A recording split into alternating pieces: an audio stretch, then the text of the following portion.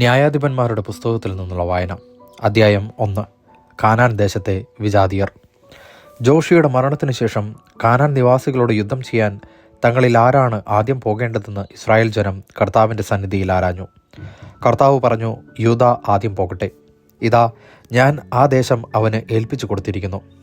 യൂദ സഹോദരനായ ശിമെയോനോട് പറഞ്ഞു, എനിക്ക് നിശ്ചയിക്കപ്പെട്ടിരിക്കുന്ന സ്ഥലത്തേക്ക്, പ്രദേശത്തേക്ക് എന്നോടുകൂടെ വരിക.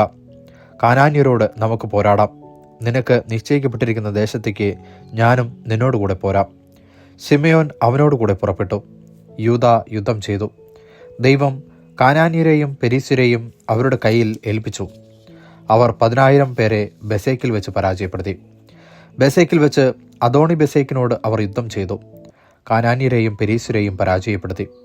അദോണി ബെസേക്ക് പലായനം ചെയ്തു. അവർ പിന്തുടർന്ന് അവനെ പിടിച്ച് കൈകാലുകളുടെ പെരുവിരലുകൾ മുറിച്ചു കളഞ്ഞു. അദോണി ബെസേക്ക് പറഞ്ഞു, കൈകാലുകളുടെ പെരുവിരലുകൾ ഛേദിക്കപ്പെട്ട 70 രാജാക്കന്മാർ എൻ്റെ മേശയ്ക്ക് കീഴിലെ ഉച്ഛിഷ്ടം പെറുക്കി തിന്നിരുന്നു. ഞാൻ അവരോട് ചെയ്തതുപോലെ തന്നെ ദൈവം എന്നോടും ചെയ്തിരിക്കുന്നു. അവർ അവനെ ജെറുസലേമിൽ കൊണ്ടുവന്നു.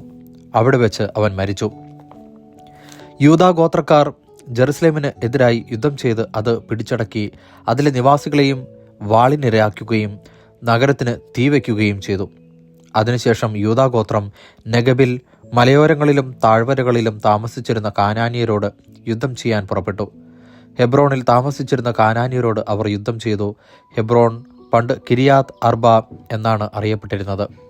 അവർ ഷെഷായി, അഹിമാൻ, തൽമായി എന്നിവരെ പരാജയപ്പെടുത്തി. പിന്നീട് അവർ ദബീർ ദേശക്കാരോട് യുദ്ധം ചെയ്തു. ദബീറിൻ്റെ പഴയ പേര് കിരിയാത്ത് സേഫർ എന്നായിരുന്നു. കാലെബ് പറഞ്ഞു, കിരിയാത്ത് സേഫർ ആക്രമിച്ച് കീഴടക്കുന്നവന് ഞാൻ എൻ്റെ മകൾ അക്സായെ ഭാര്യയായി നൽകും. കാലെബിൻ്റെ ഇളയ സഹോദരനായ കെനാസിൻ്റെ പുത്രൻ ഒത്നീയേൽ ദേശം പിടിച്ചടക്കി. കാലെബ് അക്സായെ അവന് ഭാര്യയായി കൊടുക്കുകയും ചെയ്തു. അവൾ ഒത്നീയേലിൻ്റെ അടുത്ത് ചെന്ന് തൻ്റെ പിതാവിനോട് ഒരു വയൽ ആവശ്യപ്പെടുവാൻ അവനെ നിർബന്ധിച്ചു. അവൾ കഴുതപ്പുറത്തു നിന്ന് ഇറങ്ങവേ കാലെബ് അവളോട് ചോദിച്ചു, നീ എന്താണ് ആഗ്രഹിക്കുന്നത്? അവൾ പറഞ്ഞു, എനിക്ക് ഒരു സമ്മാനം തരിക.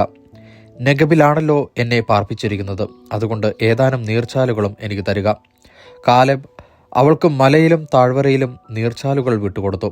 മോശയുടെ അമ്മായിയപ്പനായ കേന്യൻ്റെ പിൻഗാമികൾ യൂദാ ഗോത്രക്കാരോടുകൂടെ ഈന്തപ്പനകളുടെ നഗരത്തിൽ നിന്ന് നെഗബിൽ ആരാദിന് സമീപമുള്ള യൂദാ മരുഭൂമിയിലേക്ക് പോയി. അവർ അവിടെ എത്തി അവിടുത്തെ ജനങ്ങളോടൊത്ത് ജീവിച്ചു. അതിനുശേഷം യൂദ സഹോദരനായ സിമിയോനോടൊത്ത് പുറപ്പെട്ടു. സേഫാത്ത് നിവാസികളായ കാനാന്യരെ പരാജയപ്പെടുത്തി നിശേഷം നശിപ്പിച്ചു. അങ്ങനെ ആ പട്ടണത്തിന് ഹോർമ എന്നു പേര് ലഭിച്ചു. ഗാസ, അഷ്കലോൺ, എക്രോൻ എന്നിവയും അവയുടെ പ്രാന്തപ്രദേശങ്ങളും യൂദ കൈവശപ്പെടുത്തി. കർത്താവ് യൂദായോടുകൂടെ ഉണ്ടായിരുന്നു. അവർ മലമ്പ്രദേശങ്ങൾ കൈവശമാക്കി. പക്ഷേ താഴ്വര നിവാസികൾക്ക് ഇരുമ്പ് രഥങ്ങൾ ഉണ്ടായിരുന്നതിനാൽ അവരെ തുരത്തുവാൻ അവർക്ക് കഴിഞ്ഞില്ല. മോശ പറഞ്ഞിരുന്നതുപോലെ ഹെബ്രോൺ കാലെബിന് കൊടുത്തു. അവിടെ നിന്ന് അനാക്കിൻ്റെ 3 പുത്രന്മാരെ അവൻ പുറത്താക്കി. ബെഞ്ചമിൻ്റെ ഗോത്രക്കാർ ജെറുസലേം നിവാസികളായ ജബൂസ്യരെ പുറത്താക്കിയില്ല. അതിനാൽ ജബൂസ്യർ ബെഞ്ചമിൻ ഗോത്രക്കാരോടൊപ്പം ജെറുസലേമിൽ ഇന്നും താമസിക്കുന്നു. ജോസഫിൻ്റെ ഗോത്രം ബെഥേലിനെതിരെ പുറപ്പെട്ടു. കർത്താവ് അവരോടുകൂടെ ഉണ്ടായിരുന്നു. അവർ ബെഥേൽ ഒറ്റുനോക്കുവാൻ ആളയച്ചു. ലൂസ് എന്നാണ് ഈ നഗരം അറിയപ്പെടുന്നത്. നഗരത്തിൽ നിന്ന് ഒരാൾ വെളിയിലേക്ക് വരുന്നത് ചാരന്മാർ കണ്ടു. അവർ അവനോട് പറഞ്ഞു, നഗരത്തിലേക്കുള്ള വഴി ഞങ്ങൾക്ക് കാണിച്ചു തരിക, എങ്കിൽ നിശ്ചയമായും ഞങ്ങൾ നിന്നോട് ദയാപൂർവം വർത്തിക്കും.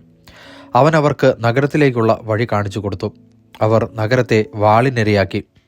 എന്നാൽ അവനെയും അവൻ്റെ കുടുംബത്തെയും വെറുതെ വിട്ടു. അവൻ ഹിത്യരുടെ നാട്ടിൽ ചെന്ന് അവിടെ ഒരു നഗരം പണിതു. ലൂസ് എന്ന് അതിന് പേരിട്ടു. ഇന്നും ആ പേരിൽ അത് അറിയപ്പെടുന്നു. ബേത്ഷയാൻ, താനാക്, ദോർ, ഇബ്ലെയാം, മെഗീദോ എന്നീ പട്ടണങ്ങളിലെയും അവയുടെ ഗ്രാമങ്ങളിലെയും നിവാസികളെ മനാസെ പുറത്താക്കിയില്ല. കാനാന്യർ ആ ദേശത്ത് തുടർന്നും ജീവിച്ചു പോന്നു. ഇസ്രായേൽക്കാർ പ്രബലരായപ്പോൾ കാനാൻകാരെ കൊണ്ട് അടിമവേല ചെയ്യിച്ചു. അവരെ തീർത്തും പുറത്താക്കിയില്ല. എഫ്രായിം ഗോത്രം ഗസർ നിവാസികളായ കാനാന്യരെ പുറത്താക്കിയില്ല. അതുകൊണ്ട് കാനാൻകാർ ഗസറിൽ അവരുടെ ഇടയിൽ താമസിച്ചു. സെബുലൂൺ ഗോത്രം കിത്രോൻ, നഹലോൽ എന്നീ നഗരങ്ങളിലെ നിവാസികളെ പുറത്താക്കിയില്ല. കാനാൻകാർ അടിമകളായി അവരുടെ ഇടയിൽ ജീവിച്ചു. അക്കോ, സീദോൻ, അഹലാബ്, അക്സിബ്, ഹെർബ, അഫീഖ്, റഹോബ് ഇവിടങ്ങളിലെ നിവാസികളെ ആഷേർ പുറത്താക്കിയില്ല. അങ്ങനെ ആഷേർ ഗോത്രക്കാർ തദ്ദേശവാസികളായ കാനാന്യരുടെ ഇടയിൽ ജീവിച്ചു. ബേത് ഷെമേഷിനെയോ ബേത് അനാത്തിലെയോ നിവാസികളെ നഫ്താലി ഗോത്രം പുറത്താക്കിയില്ല. അവർ തദ്ദേശവാസികളായ കാനാൻകാരുടെ ഇടയിൽ താമസിച്ചു. ബേത് ഷെമേഷിലെയും ബേത് അനാത്തിലെയും നിവാസികൾക്ക് അവർക്ക് അടിമകളായി തീർന്നു. അമോര്യർ ദാൻ ഗോത്രത്തെ മലമ്പ്രദേശത്തേക്ക് തള്ളിവിട്ടു. താഴ്വരയിലേക്ക് നീങ്ങുന്നതിന് അവരെ അനുവദിച്ചില്ല. അമോര്യർ ഹാർഹെറസിലും അയ്യാലോണിലും ഷാൽബീമിലും താമസം തുടർന്നു. എന്നാൽ ജോസഫിൻ്റെ ഗോത്രം അവരുടെ മേൽ ശക്തിപ്പെട്ടു. അവർ അടിമകളായി തീർന്നു. അമോര്യരുടെ അതിർത്തി സേല മുതൽ മുകളിലേക്ക് അക്രാബിം കയറ്റം വരെയായിരുന്നു. ദൈവവചനമാണ് നാം കേട്ടത്.